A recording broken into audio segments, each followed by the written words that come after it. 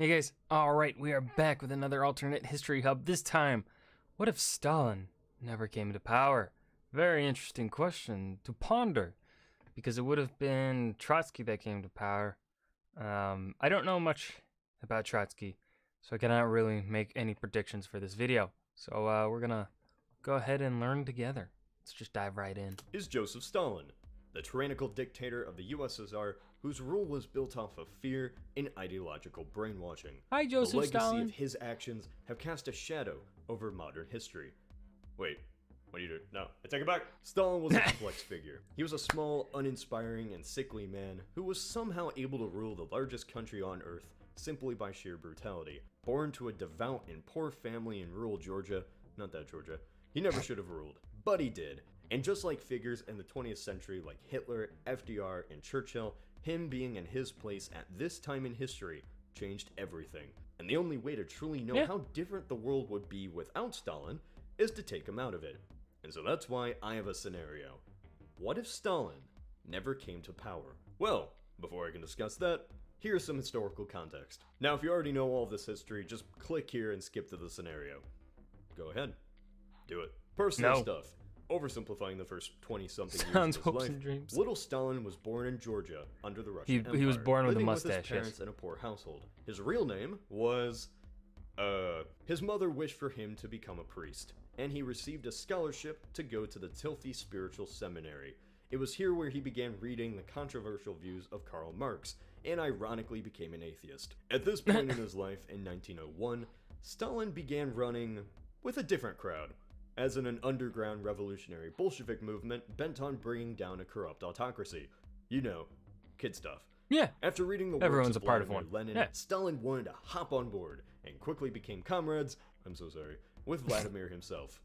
The Bolsheviks at this time were very underground, so much so they pulled off bank heists to get money to fund their operation. Stalin really doesn't do anything except work for the cause. For the next 17 years, the Bolsheviks would slowly become prominent as anger and distrust rose against the Tsar's regime. Well, it's that time of the century, World War I, and Russia is preparing to go kill some Germans, and then they don't. This brutal and pointless war leaves the Tsar in a pretty bad position with the people, who are growing more restless. 1917 comes by, and Lenin, who has been in exile for years, finally returns back to the motherland, and the revolution can begin. Yay! Yes, I know this is a vast oversimplification. Check out my Russian Revolution video if you want to brush up on that history. Russia drops out of World War I, and now the Russian Civil War has begun. Communists versus non-communists. Day versus night. Batman versus Superman. In the fighting, Lenin formed the Politburo, which were the main central leaders for the future Soviet Union. It was a small group, but the only names you really need to remember are Lenin, Stalin, and Leon Trotsky.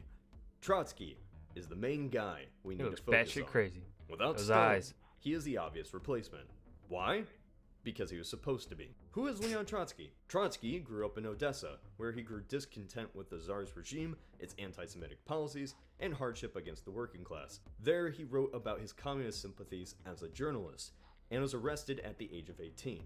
This is actually where his pen name came to be. Trotsky was the name of his prison guard. He fled to London, where he met Vladimir Lenin, and they edited a communist paper together. He fell out with Lenin when they split in ideology, which happens a lot with revolutionaries. In 1905, he went hardcore, so to say, vowing to literally fight the Tsar after his return in St. Petersburg and joining the Soviet, a workers' council in the city. This revolution was put down hard, and Trotsky was arrested again, but he was able to escape, once again going on the run in exile. For Trotsky, he believed that communism should be universal. He wanted a revolution that spanned across the world, not just in Russia. For the next decade, Trotsky was in exile, living from city to... I mean, isn't that kind of what Marx envisioned in the Communist Manifesto? Now, of course, it was never supposed to start in Russia. Communism, from my understanding, from what I remember about what Marx wrote, is that it was supposed to start in an industrialized society. Specifically, it was seen, he viewed it as what I think, it was supposed to, just like how capitalism was a natural progression from mercantilism being a progression from like feudalism or whatever you want to say, even though I think mercantilism and feudalism kind of kind of together at one point in time, but then, feudalism died out, mercantilism became dominant, and then mercantilism transformed into capitalism. Marx viewed communism, or Marxism, as a natural progression from capitalism. Society would evolve in of itself, but I think there was supposed to be where the proletariat would rise up against the bourgeoisie and seize the means of production. And I believe also, though, Marx, I think, predicted or said that this would most likely be a constant occurrence over time, as the balance would not be found right off the bat. It would take many times, because there would be members of the proletariat that seize the means of production from the bourgeoisie that would then replace the former bourgeoisie, right? So it's like a cycle that eventually would come to an end, I think. I could also be just bullshitting right here, because I do not know. I'm not certain. I'm not too certain here. I don't remember much of the Communist Manifesto. So if I'm saying wrong things, feel free to correct me. But that is how I understand it, is that ultimately communism is supposed to be an evolution from capitalism. So yeah, Russia kind of skipped a couple steps, as they still had serfdom, I believe, into the 1800s. I don't even think it was officially really abolished until till 1917, maybe. I'm not sure. I can't remember my Russian history, even though we've watched videos on it. But also, the communist revolution, the rising of the proletariat, was supposed to start in countries like the United States, France, Germany, Britain, not an agricultural society like Russia. Now, is that why communism failed? Who's to say? There are many reasons why many things fail, and you can never really say for certain why one thing failed. However, if I may give my opinion, I believe it is all because of human nature. Human nature completely destroys any chance at there being pure capitalism and pure communism. Neither will ever work because of human nature. Humans ruin everything. Even stuff we create, we ruin it. We're a virus. Because human greed will never cease. You have to solve human greed if you want communism to succeed, and also if you want capitalism to succeed in its pure form. Anyways, let's go ahead and dive back into the video. The city, writing his ideals, becoming a celebrity of sorts. He fought with Lenin and the Bolshevik ideas who wanted a more centralized party, while Trotsky wanted a looser and larger one. Once revolution erupted in 1917, Trotsky found his opportunity to return. Him and Lenin traveled back to Russia to lead the fight. And they became besties? Returning to Russia, Trotsky and Lenin rebuilt their relationship and became allies. Because when everyone wants to kill you, you kind of have to. Yeah. Almost immediately, supporters of the Tsar, or anyone not wanting a communist state, declared war against the new Bolshevik regime, and the war had begun. Trotsky was charismatic and an extreme idealist. Only reason I bring this up is because this is everything Stalin is not. Trotsky, with his revolutionary zeal, was put in charge of the Red Army. The resulting war was horrific. Atrocities occurred by both sides, many ordered by Trotsky himself to destroy any opposition. The communists were on the defense in many periods, and defeat was always at the door. Do not think for a second Trotsky was a pure angel. Of course, with our viewing glasses from the 21st century, anyone seems better than Stalin, but still Trotsky was a fanatic, extreme revolutionary. While Stalin was brutal in securing his own personal control, Trotsky would kill to maintain the dominance of the party. For him, blood was required to secure the Soviet Union. As the war deteriorated, this blood was spilled more and more frequently. To the opposition, he was deemed a butcher. After 3 years of war and revolution, the Red Army finally won against the White. Millions had died and starved to death. The country was in ruins. But the Soviet Union, the first of its kind, was secure. Lenin was under bad health, and now the talk of a successor had begun. Trotsky to the world and Russia was always seen as the obvious choice. He was the right hand of Lenin, leader of the Red Army, and face of the revolution. But an upset occurred. Instead, Joseph Stalin, power-hungry and at this time in the shadows, had manipulated control to grow his support from within the party. Within a few years, Stalin's grip on the USSR was absolutely secure, and Trotsky was thrown out of the country. He lived the rest of his life in Mexico, where his influence as a writer and glimmer of hope of what Is that his family? became a threat to Stalin, who ordered him assassinated. Also, can we talk about that picture? It looks so modern. His clothes, it's so weird to think, like, we want to think of this man as ancient history. But this was the 1930s. That is so, it's so weird. It wasn't that long ago. Like, God, it always freaks me out. I don't know why, because I study history, right? But it still freaks me out. In Mexico, where his influence as a writer and glimmer of hope of what could have been became a threat to Stalin, who ordered him assassinated in 1940. 1 year later, Hitler would invade Russia. For many, Trotsky is seen as an alternative, which was one of the reasons why he was killed. His fall resulted in the rise of a dictator whose policies killed millions of his own people, whose grip hijacked the Bolshevik Revolution into a cult of personality no different than Mussolini or Hitler, who'd he ironically fight against. So, as is tradition, what if in this alternate timeline, Trotsky had replaced Lenin? What if Stalin just never came to power? In our timeline, Lenin Dear wrote everyone, that Stalin is crazy, power hungry, and demented. was power hungry and should not Do not give become him his keys to the USSR. With cuddles, Lenin. I don't think that was a good Russian. Trotsky should have used this initiative to destroy Stalin's power base, but instead he did nothing. In this alternate timeline, Trotsky seizes the opportunity I'm gonna do and shit with publishes this Lenin's riff. opinions that validate him and discredit Stalin, basically stopping that little power grab in its tracks. If this doesn't work, then some other alternate reason occurs why Stalin doesn't get into power. I don't know, we have a lot to cover. Point is, Stalin out, Trotsky in. While freedom-loving Americans such as myself love capitalism and barbecues and all that freedom entails, many often lump communism into a single ideology. Just like you wouldn't think Democrats and Republicans love each other just because they agree on democracy, same thing with the Soviet Union. The difference between Trotsky and Stalin is not just in Stalin ends up killing millions of people. Both had a different mindset on how to achieve communism and what it should play on the world. Stalin had an idea called socialism in one country. To sum it all up, everyone wants to kill us, so why try to expand? Which wasn't particularly untrue, considering how every European and Western power funded the White Army. Stalin believed that since socialism Yeah, can we tell? It's a miracle that the Red Army was able to win that revolution, because everyone was fucking funding the White Army. And I think there were even volunteers from the Western powers fighting against the Red Army. uprisings failed in Europe, the best course of action was to not focus on a world revolution, but to maintain what they already have.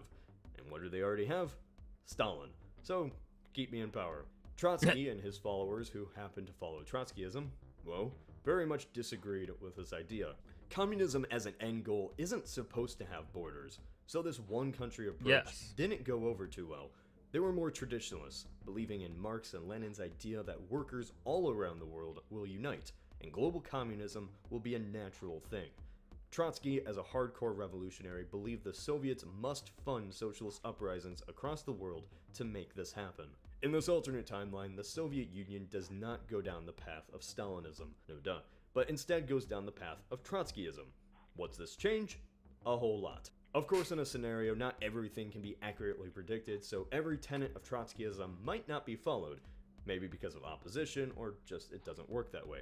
But for the sake of the scenario, let's say it does. In our timeline, Stalinism brought the USSR immediately into an age of autocratic authoritarianism, where paranoia and brutality reigned supreme.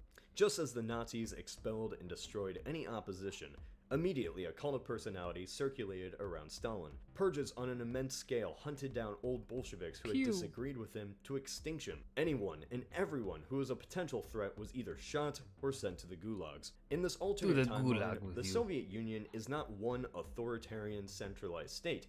It's not comparative to a republic like the US or Western Europe, but it isn't this state of immense political death. The phrase dictatorship of the proletariat didn't actually mean a dictatorship. Under Trotsky, what is instead implemented is Soviet democracy. In this alternate scenario, the Soviet Union is made up of numerous democratically elected worker councils, Soviets, who would elect their own representatives to the larger Council of Soviets. It's almost like a union of Soviets. This was what was meant by a dictatorship. Instead of nobles, capitalists, or priests making the decisions in Trotsky's mind, the working class was the main body in charge. I can't really say if this state would be effective, but that's what the original plan was supposed to be. Not one guy controls everything, but the party does. Wow, you say? That doesn't sound completely terrible. Yeah, but also keep in mind this is Trotsky we're talking about, the believer that the revolution never ends. The Soviet Union becomes the supplier of socialist rebellions across the world. A good modern equivalent today is Saudi Arabia. That's a story for another day. The Soviet Union uses its strength to fund militant groups, communist parties, Revolt my socialists of all pretties. kinds across the world.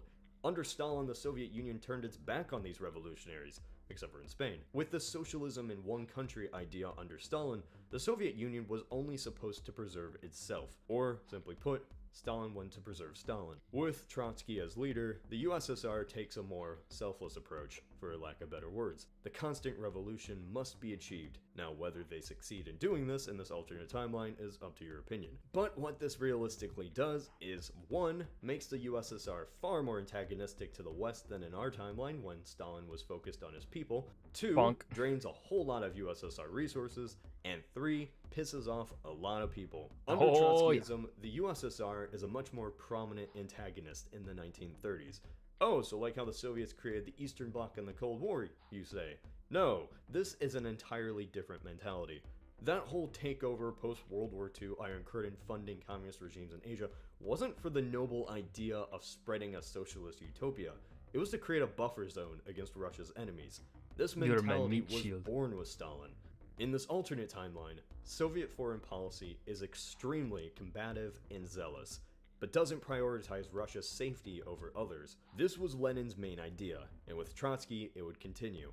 And what better way for the workers of the world to unite than a global depression? Internationally, by the time the 1930s come around, the Soviets have a much stronger priority on getting communist revolutions going against the capitalist West, basically kicking it while it's down. Trotsky never wanted to negotiate with the capitalists. Of course, they didn't use all of their resources to fund people, but they certainly do more damage than Stalin did. In our timeline, Stalin was a paranoid nutcase. He saw everyone and everything as a potential threat. But what he most distrusted was the outside world, and believed that the USSR would be annihilated by the capitalist powers if it didn't industrialize. He believed that a war would occur he's at correct some point, in that. and that the USSR must move decades ahead technologically if it was to survive. Problem was, most of Russia looked like this. Across the 1930s, 5-year plans reinvented Russian society. It took a nation that a generation before was in practical feudalism and brought it into the 20th century, kicking and screaming. And by kicking and screaming, I mean the most heartless policies that resulted in millions starving to death. So, lots of what happens millions. in this alternate timeline? Tens of millions. Hitler What? still rising. Wait, was it tens of millions? Oops, sorry, didn't mean to unpause. Tens of millions? Can't remember the number. I thought it was like 20 million? No. Was it that many? It was only a few million. Can't remember the number. Power in Germany. The Nazis still have the idea of Lebensraum, and no matter who is in charge of Russia, Germany still wants that land. Well, in this alternate timeline, those 5-year plans still happen. Millions potentially still die, because industrialization was Trotsky's original idea, not Stalin's. No way. Stalin just stole that after he kicked Trotsky out. So in this scenario, we could actually see an industrial Red Army, just like in our timeline. So then, what's the main difference? Stalin was an idiot. He was such an idiot, he thought he could trust a regime who rose from the explicit hatred of communism. Before 1941, Hitler and AlternateHistoryHub, you're right and you're wrong here a little bit.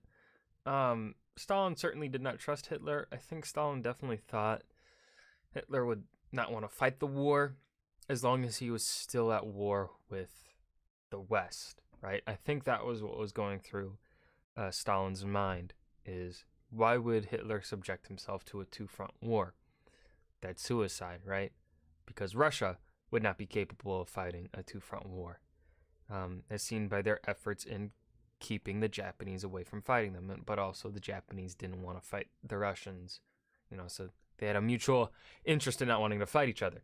But yeah, in Stalin's mind, I'd say he didn't trust Hitler at all. He knew Hitler would probably come for him eventually.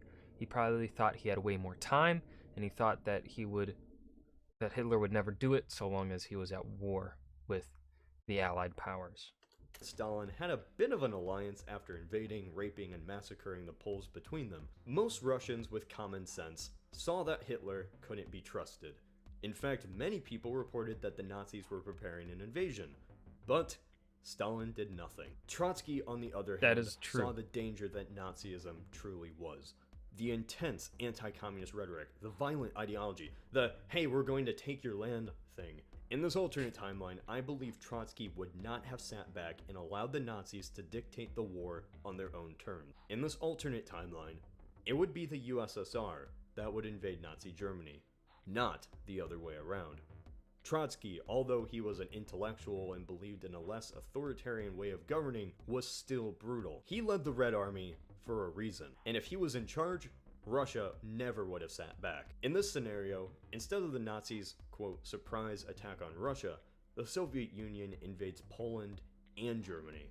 The specifics of such a war I can't really predict, but without the stupidity of Stalin at the top, the Soviet Red Army is a far more effective and terrifying tool against the Germans. However, they could be too effective. The Soviet Union could establish a series of communist regimes just like in our timeline, but across Germany instead. Now, see this from the perspective of the Allies. Under Trotsky, the Soviet Union has funded international communist rebellions against countries like France, Britain, this would and be America. a World War III. They are the closest to enemies you can get. While Nazi Germany was certainly horrible, this communist nation, which nobody is allies with, has invaded and spread their ideology across the entire European continent. What would you do? Well, in our timeline, Churchill wanted to fight the Soviets even after World War II. So in this alternate timeline, the West probably wouldn't be all hunky-dory about Trotsky's Red Army plowing through Germany. In this alternate scenario, fascism, while it was bad, lived too short of a life to be a massive threat in comparison, while communism was a decades-old enemy. We could see an actual World War II, but between the Soviet Union and the West. This has many ramifications. 1. If the Russians invaded Germany, they would push a very large Nazi population underground. The fears of the Nazis and the far right would be legitimized, and without the war crimes and horrors of the Holocaust... Was Trotsky a Jew? Huh. I didn't know that. I thought he was just a Bolshevik. Fascism is never discredited, but we'll avenge you, Führer, who made Germany pretty... instead is martyred. 2. Britain, France, the United States, Italy, and underground anti-communist movements across Europe fight a war against the Soviets. I can't predict how long this war would be or how many would be killed by it, but you have to think everyone is fighting the Russians. Perhaps Russia is pushed out of Europe. Perhaps the West decides to overthrow the source of international communism. This means another land war against Russia, but instead of the Nazis, it's Brits, French, Germans, and Americans all fighting together. In this alternate timeline, fascism is never killed. It remains a legitimized and often popular alternative in Western society. The Cold War never occurs because it already got hot. The political relationships of post-World War II are entirely changed in ways I can't even predict. Trotsky was not a saint. He was like Stalin in many ways, but he was also less authoritarian and more idealistic. Had he been in power, he would have been a hero to many, and most likely one of the most hated men in history. Millions still would die of hunger under his regime, potential millions from a war he could start. What this scenario shows is that without Trotsky, the 20th century entirely changes. The greatest generation, modern culture, all from one guy 80 years ago, getting booted out of his job. This is just one scenario about what if Stalin never came to power. We'll never truly know how things could have changed, yet it's fun to theorize. What do you think could have happened in this alternate timeline? Say in the comments. This is Cody of Alternate History. Onward, gents! Yes, I do enjoy me some Alternate History Hub, And I love theorizing my own alternate histories. I don't know if any of you guys are like this or have friend groups that are like this, but when I hang out with my friends, now my friends, they're they're people that enjoy history, but they're not historians, right? They're like two of my my best friends are math and business, not history. But they enjoy history.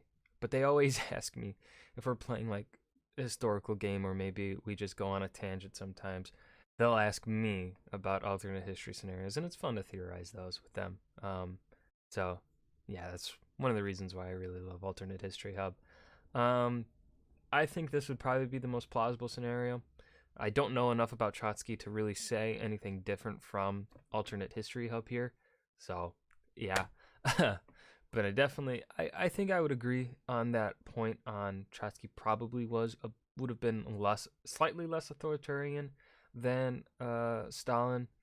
However, I think he's definitely, because of him being in charge of the Red Army during the Revolution, I think he still would have been pretty dictatorial, even though there is representation for the different Soviet blocs.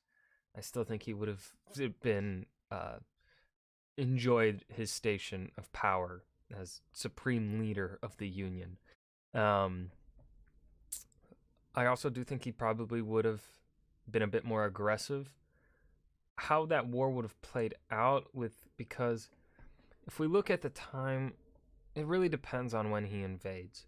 Because also, when the Germans were playing the defensive war and they were pushed back to a tighter front line, even though they had lost like millions and millions of soldiers having fought that aggressive war in Russia, they still cost the Allies and the Soviets immense casualties, despite lacking a lot of equipment, a lot of resources, and whatnot. They still cost the Allies severe casualties in those last couple years of the war. Now, if Stalin were to invade in 1940, France is surrendered, Germany is prepared. There's no threat from the British of a naval invasion because the United States are not in the war yet. That defensive war, if the Germans played it right and played a defensive war, I don't see Germany really losing because just of how effective the Germans were at the beginning of the war. Now, of course, they have been overhyped by people on the internet, but we still cannot ignore their skill and their capabilities at the start of the war. They were very capable at the beginning. They just pushed too far and let themselves get overextended and whatnot. And of course, they definitely had logistical issues since the beginning, but those logistical issues got exacerbated by their war in Russia. But if Russia comes to them, they have the terrain advantage. They know the territory. They know they have the defense. The defenders will always have the advantage against the attackers. So, yeah, I think that war would have honestly probably maybe even been bloodier than the war we had. So that's all I've got to say on this topic. I hope you guys enjoyed. Remember to hit that like button and subscribe for more. Leave a suggestion down below for what you want to see me react to next, and I will see you guys in the next video. Peace.